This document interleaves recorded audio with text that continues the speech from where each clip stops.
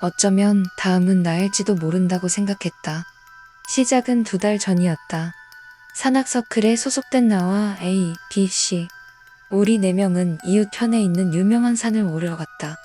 그 산에서 누군가가 사고를 당했다거나 이상한 소문이 있다거나 그런 건 없었다. 그저 평범한 산이었다. 당시 우리는 모두 취업 준비로 바빠지기 시작했고 이번이 마지막 서클 활동이 될지도 모른다는 이야기를 나누며 산을 올랐다. 그래서 산 정상에 오르면 기념으로 4명이 함께 사진을 찍자고 약속했다.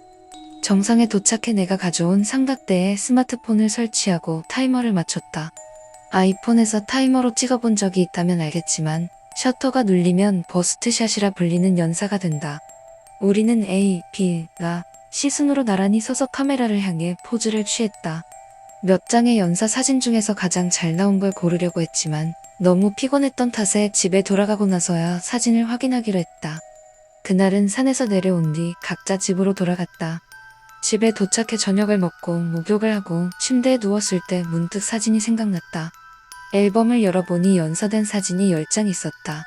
슬라이드하면 파라파라 만화처럼 사진이 연속적으로 움직였다. 처음에는 다들 카메라를 향해 은근한 미소로 V 포즈를 하고 있었다.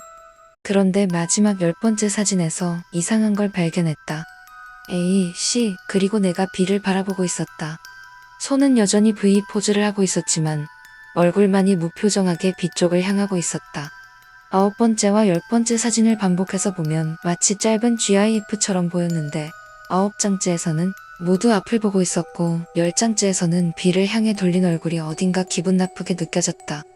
내가 B쪽을 바라봤었나? 기억에는 없었다. 우연이겠지, 타이밍이 절묘했나 보다 하고 넘겼다. 다음날 나는 사진을 A와 C에게도 보여줬다. 그런데 2사람 모두 B를 본 기억은 없다고 했다. B는 웃으며 너네 나 좋아했냐?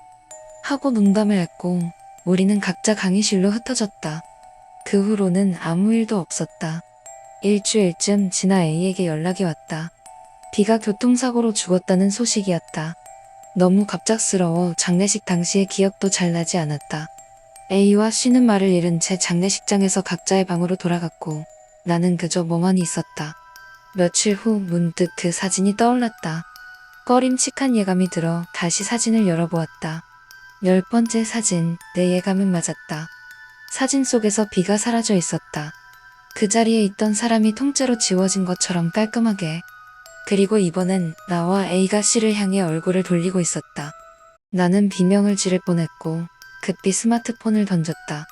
이불을 덮고 떨었다. 생각하고 싶지 않았지만 이대로라면 다음은 C일지도 모른다는 생각이 들었다. 나는 대학을 2주간 쉬었다.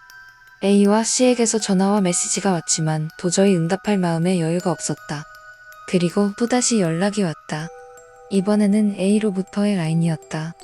C가 자살했다는 소식이었다.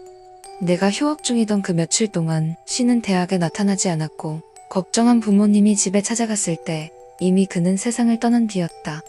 C의 장례식 날 나는 A와 함께 장례식장으로 향했다. 너무 짧은 시간 안에 2명의 친구를 잃은 우리. 말도 없이 역으로 향하던 중 나는 결국 그 사진에 대해 A에게 말하고 말았다. 처음 B가 죽은 뒤 사진에서 B가 사라졌던 것. 그때 A와 내가 C를 보고 있었던 것. 우연이라기엔 이상한 느낌이 들어 A에게도 보여주었다. A는 아는 사람 중에 영매사가 있다며 사진을 보내달라고 했다. 횡단보도 앞에서 멈춰섰을 때 나는 사진을 확인했다. 사라진 B 그리고 C를 향해 얼굴을 돌린 A와 나. 변한 건 없었다. 안도란 단어가 머릿속에 떠오를 정도로 나는 안심하며 A에게 사진을 전송했다. 신호가 파란불로 바뀌고 A가 먼저 걸어갔다. 나는 사진을 계속 바라보다가 A가 읽은 표시를 확인한 것을 보았다. 그 순간 A가 발걸음을 멈추더니 말했다.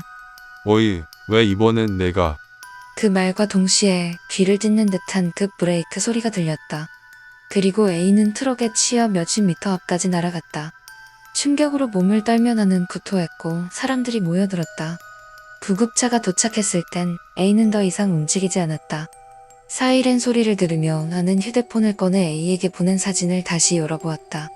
그 사진에는 혼자서 카메라를 향해 V 포즈를 하고 있는 내가 있었다.